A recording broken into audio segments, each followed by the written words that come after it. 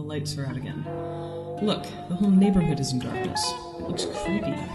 And darkness was falling, and starry sky, and my monumental fear of earthquakes. Filthy assholes. Pigs are animals of human origin. Pigs roll over in dirt just for fun, with no particular reason. When are we going to get out of this shit? And yet another pin was dropping on the perfectly polished floor, and sound waves erupted in a frenetic spiral that broke the night's romantic silence. I can't take it anymore. My memory comes to life. I can remember clearly a blue car waiting by, while he was passing the floor with his amazingly shiny black leather shoes. It's like a low-level dream, out of which I remember the blindingly glowing light. My memories are all about light, about blinding light. This is not life, and we're not his maggots. Light and water, that's all that I remember.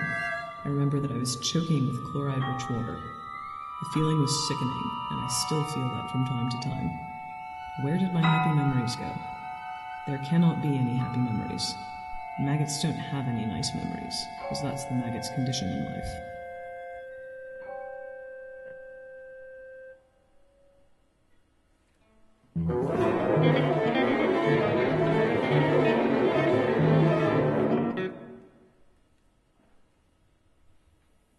Fill up the gas bottles. There will surely be a gas shortage today as well. And we're in the middle of winter, goddammit. Red bricks on the gas stove were glowing in the night, and I remember gazing for hours at those optical illusions above them. That was my universe. Did you buy any batteries for the radio? Electricity will definitely be out again tonight. And you never ever say anything entertaining. So I'd rather listen to the radio. Yes, I'd rather listen to the fucking asshole's speeches, as they're infinitely more interesting than your silence. And as usual, I'm not allowed to say his name. The fucking asshole remains nameless in my little world. You should have been getting more wood for the stove. Why would you be building a wooden stove if we never have enough wood for it? I don't care that we live in the city and the closest forest is miles away. You should have thought of that before. Running on the corridor, I was crying, but from behind a laughing crowd was following me. Is she out of breath yet? She's still alive, but not for long. It will surely be over soon. Maybe it's better that way. I'm sick and tired of all this fake salami, fake coffee, fake milk, fake everything. I don't want to live in a fake world anymore. I know I'm not lucky enough to get out of it anytime soon, but as I say, sometimes you should build your luck with your own hands. In the room there was that huge black wooden drawer. It must have been weighing more than a mountain. And her husband sat there, in front of it like a medieval German wooden sculpture, not moving, white and smiling, frozen in time, just like my memory. And his wife was so thrilled that I almost felt she would disintegrate at any point, after any of her deep breaths. And again, the car's tank is empty. You're always too busy to go fill it up. You never think of me. You never think of my needs. You never think of us, your family. It's just about you and your fucking clocks. And I wake up again, thrown in the water against my will, chaotically shaking my hands and legs in all directions, trying to fight for each breath. Barbaric education. A barbaric world.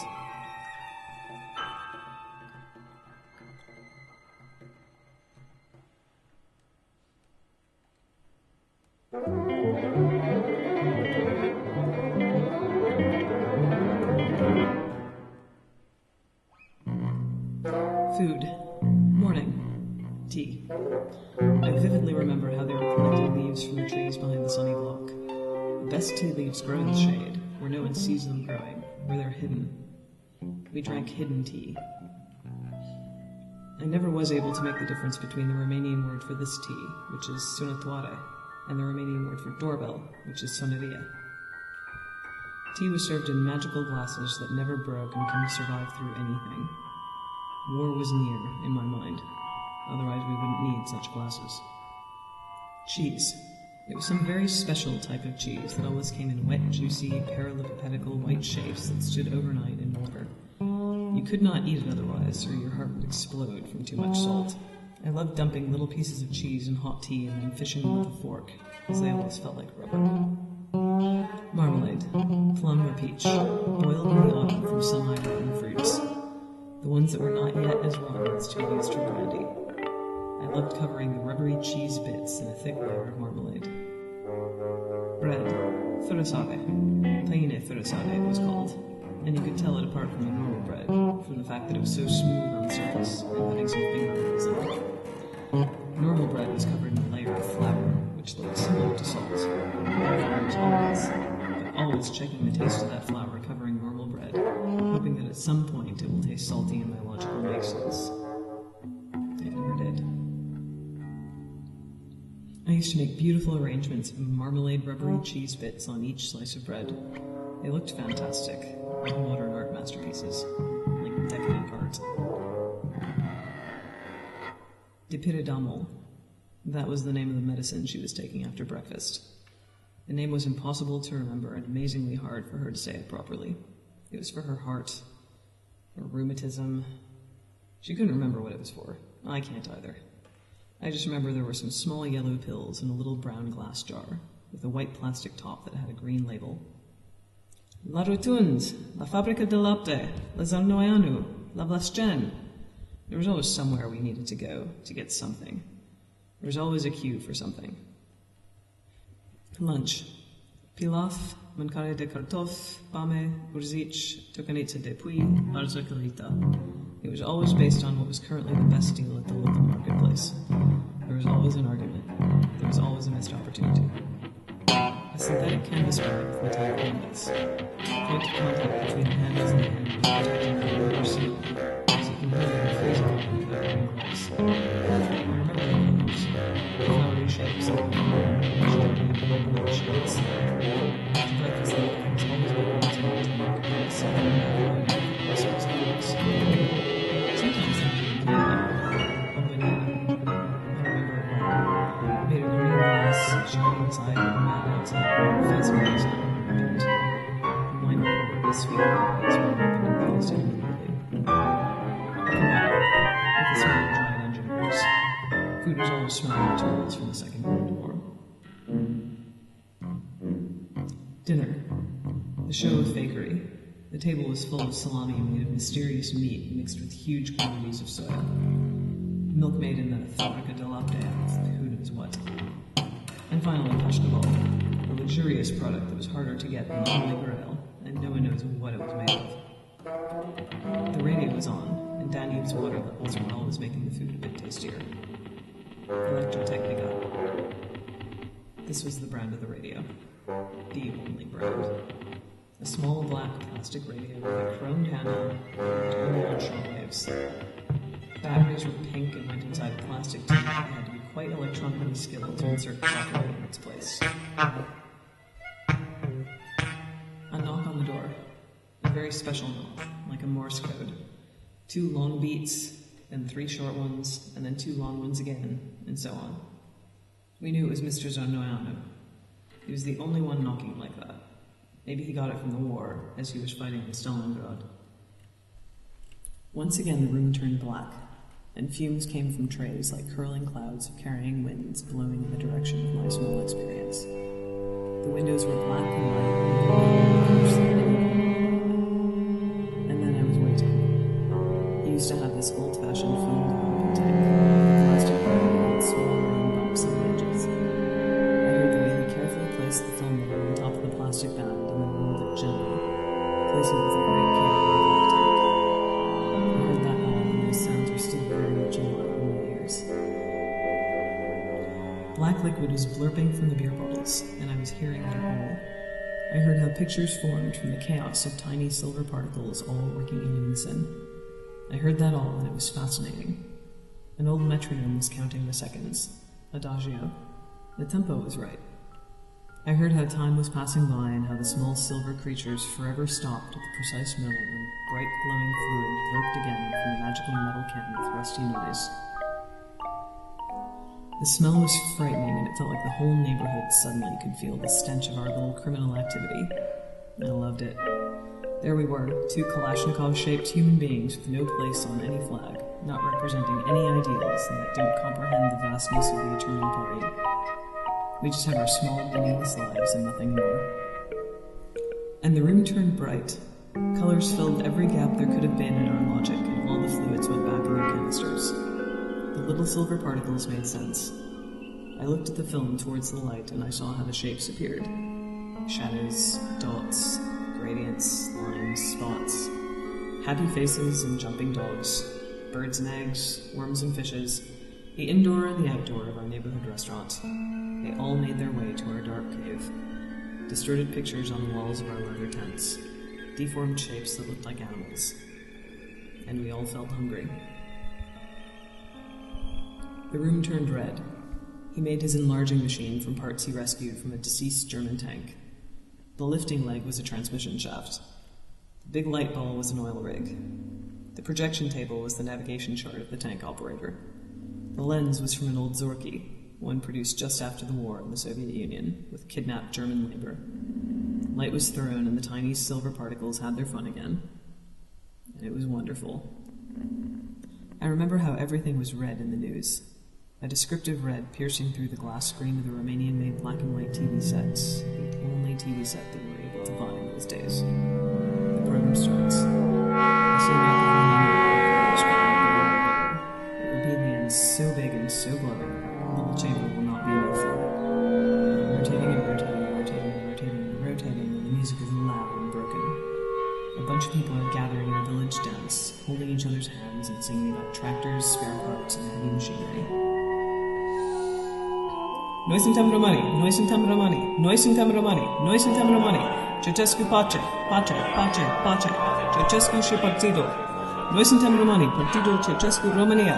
Romania, Romania, Romania, Romania. Pace, Ceausescu, Ceausescu. I was trying to learn to read from some idiotic scraps of paper with empty words. My favorites were the ones about Western cars. It was always funny to see how there were never any normal cars in there. Only amazingly futuristic and unrealistic automobile concepts that were always meant to make the Western world look terribly immature. The family cars were always either Romanian or Russian, as our dear Chinese brothers were not yet starting to manufacture decent vehicles. I can still remember the smell of those magazines, and still, after thousands and thousands of printed materials that went through my hands, I could not find anything that smelled similar. And suddenly everything turned dark. I remember that day. It was bright and sunny. The atmosphere was tense, and we were listening to the radio. The unofficial radio. Radio Free Europe. They were speaking about Timișoara. Someone was calling on the phone from there, crying and not making much sense. Bucharest was calm, and just the night before we saw the usual speech on the TV. Everything seemed to be normal. The usual empty words and useless mumbling he used us with so well. Until one point of no return. Flight 2112 Heavy, you're cleared for takeoff on runway 3 left. This is Flight 2112 Heavy, roger that. Engines full power. V1. Rotate. Gear up. Flaps at 15. Retract flaps. Reaching flight level 3, cruising speed. The dictator was captured at Târgoviște and is being held captive in the local military barracks. He complains about the food in there. Terrible, fake food that we're all so much used to. They all think justice has finally been done. We see him with the doctor. We see the doctor taking his blood pressure. He rolls up his sleeve. She looks blank. His wife as well. And then the famous video footage with a terrible green distortion. There are 2 brown wooden tables with steel legs describing a corner. They sit like 2 iceberg peaks, looking puzzled toward the small group of generals. Stanculescu's there, and he no longer has his leg in a cast. Why did you run away with the helicopter from the roof of the Central Committee? He tries to find Stanculescu from the group to confront his eyes. Stanculescu's busy building a paper plane. The court goes away for debating, and 10 minutes later they're back with a verdict. He's found guilty on grounds of undermining the state economy, genocide, human rights violation, and some other pathetically described invented charges. They are both sentenced to death with immediate execution. Don't tie us up. You have no right to do that. Do not tie us up. We have the right to die with dignity, together. We want to die together. We've been fighting together, and we want to die together. But don't tie us up. You're breaking my hand, son. I raised you up like a mother. I raised you all up, and now look how you're treating me. The battery of the camera is empty. Where's the new one? Oh no, we'll miss the execution. Where's that fucking battery? Go and tell them to wait for us, but find that battery first. There it is. Throw it over. How the hell does this piece of shit get in? Oh, I got it. Fuck! Are those gunshots? Run! And there was a cloud of machine gun smoke. A man was running toward the spot where they both were down, and a steadily flowing stream of blood was coming out of her head. He fell on his knees and then on his back, with his head tilted to the left. And I remember all that very clearly. I remember how he used to stay without moving next to the kitchen table and with his ear glued to the old black plastic radio. He was listening to every syllable that was coming from the Free Press. What is the Free Press? How is the Free Press? Why wasn't the press free until now? What will they do now? I was born in a cottage somewhere in the middle of nowhere, with dusty earth floors and no TV set. Now I have Persian rugs made at Cisnadilla and a black and white TV set. And all that thanks to who? Thanks to him. I would have been rotting away in the end of the world's slimy pit if he wasn't to bring me over to Bucharest. Poor, poor dictator. Poor, poor little fool. They killed him. They shouldn't have had. And we were told that we were free. Immediately we filled our trunk with souvenirs from our entangled lives and started our trip to heaven. And heaven was not that far. We just needed to cross the river and they gave us ice cream, and the anthem of the Football World Cup in Italy, and a lot of gold from the Grand Bazaar in Istanbul, and tea, and the green water of the Black Sea in Varna, and all that was possible because an asshole was dead. Or so I heard. The poor, poor little asshole that kept us in cages. Each of us, in our own private cage. They all left quickly, and as far as they could, they've cried out their sorrow in solitude. Soon we had no friends anymore, because they were all going away, and the grass smelled like Oktoberfest beer. We went there eventually. It was a train ride that had no one in sight. For the first time, I saw people just as people should be. Grass just as grass should grow. Rivers just as rivers should flow. Air just as air should be breathed. And ducks that were quacking with the most wonderful quacking sounds imaginable. And we told them all about the dead dictator. We told them about the weak dictator, and the megalomaniacal dictator, and the greedy dictator, and the poor, poor dictator. They shook their heads and smiled. They had nothing to say about this. They took off the clothes covering their bodies and they gave them to us. And there they were, an entirely naked society eating chocolate from Helmut Kohl. This is how thoughts multiply, and they did multiply at an enormous rate. I wish with all my heart to be there in a place where grass was grass, rivers were rivers, our air was air, and ducks were quacking and birds were everywhere. And yes, I was thinking, idiots that were still I was surrounded by trains, blue coaches with dogs, so many dogs that I was always afraid to say anything they'd understand. Dogs are infants with pig ears. They hear and understand everything, otherwise they wouldn't wag their tails in great expectation and happen to think of spruce. A man was carrying a huge pile of hay to feed his goats. He's a goat herder, and his goats have eyes of snakes and tails of blue lizards. They eat only a very special type of grass, from a species that's extinct, that the poor little goat herder managed to bring back to life by genetically manipulating normal grass. My mind was clear every week on Friday, when I was regularly visiting them. I went there to have a glimpse into the past, to remember how it all was, how the glasses never broke, how cheese squeaked, and how marmalade never fell upside down from the table. Their end was approaching fast, and more I was following with my mind's eyes, the way her breath made coiling waves in the sickening heat of each summer. I could always find an unexplored corner of that endless apartment. And all his clocks, they all rang in the middle of the night, and they were going crazy. Ringing clocks sound like class victory. We were all born in a poor house with dusty earth floors made from ancient ceramic bowls with spoons made of jawbones from great mammoths. And look at us now. I can walk barefoot to the toilet. My way is paved with Persian rugs from Cisnadilla and fluffy woolen heels. I can watch the television and find out news from any corner of the world.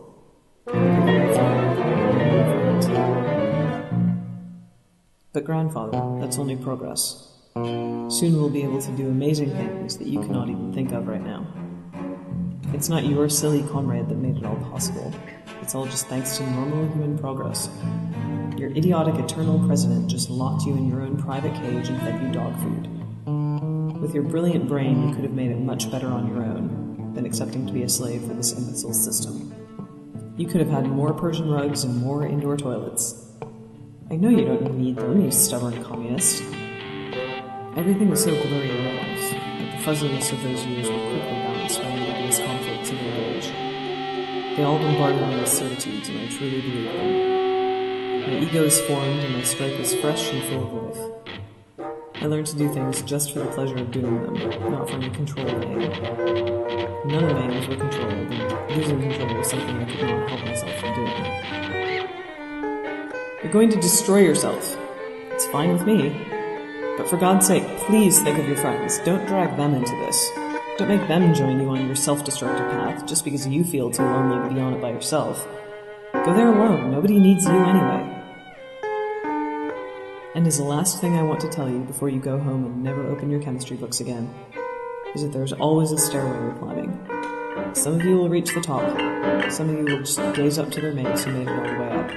And yes, you scum, don't think you'll ever get to climb it. Not even a step before you're overwhelmed and quickly get back down from it. Again you're painting? Why are you doing that? What do you mean with no reason? Are you an idiot? You always need reasons to do things. Stop wasting paper and do something with your life. You know what? You have a salary now. You must search for an apartment for yourself now. We cannot afford to have an enemy in the house. Just go. Don't come back. But relax. I'll give you a locomotive, mate. His folks are very poor, but he's top quality. You're so lazy. You'll never get to do anything with your life. I'd be surprised if you even get to be a toilet cleaner. But no way. They're asking for a university degree for cleaning toilets these days. You won't get it, because you'll not even finish high school at this phase. You won't graduate because you're so lazy.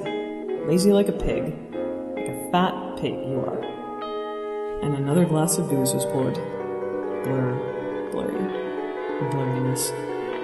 Blurry madness, but sharp thoughts of social justice. And again, my gathered strength illuminated through vast plains of golden wheat. And all was gorgeous. My thoughts of her were beautiful. The vast list of delirious disillusions was growing fast. Just look at you. Look in the mirror. Look at that pig-faced pink pinata. The green garlic threads were more attractive in the dim light of the very soul. You should never speak your mind. Not in this way. Not in any way. Your mind is being damaged. Your thoughts are in the wrong order. Your disorderly order of damaged thoughts. On that day, Marx was screaming from the tabletop, spitting in his white beard with lemon swallowed head in mind. All is gone, and there we went, to light up one more candle next to his dead body. The corpse was like a wedding cake, like a shockingly sweet strike of insulin. I'll have to do this 3 more times.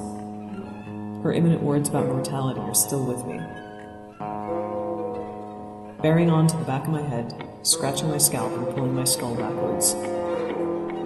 His last money went toward buying a bottle of booze. He looked at me as if he knew it was over. Next to the bed there was a bucket, broken down beside bottles of breathing beasts, expanded bellows and breakaway lands, long forgotten fields of potatoes with ancient names. "What are you doing here?" he asked. "What am I doing here? Why did I come?" Landslide landing safely lowering broken-tailed comets. What have I done with my eyes? I can't see anything. My broken sound barriers. There's a battle over there. There's war. There was hunger. The Russians came, robbing and raping everyone. Savages. They stole everything they got their slimy hands on. I forgot to buy cream. Put some more.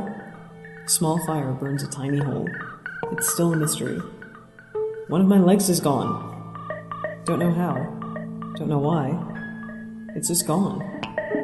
I noticed it this morning when I tried to get up from bed. Letters kept repeating in front of me, but I couldn't understand anything. I don't understand anything anymore. I'm alone in front of the flying letters, The world has suddenly turned into a mess of speeding words I can't get a grasp of. What's happening to me? I'm alone. Alone in the middle of spinning colors. The shapes of my youth. The colorful abyss. I fell and I can't get up. What am I doing here? How did I end up on the floor with a broken arm? Where's my hand? Did I ever have a second leg? Did I ever have a home? Where's my husband? They all left me here to die. I think I sometimes in the past wanted to die, but I don't want to anymore.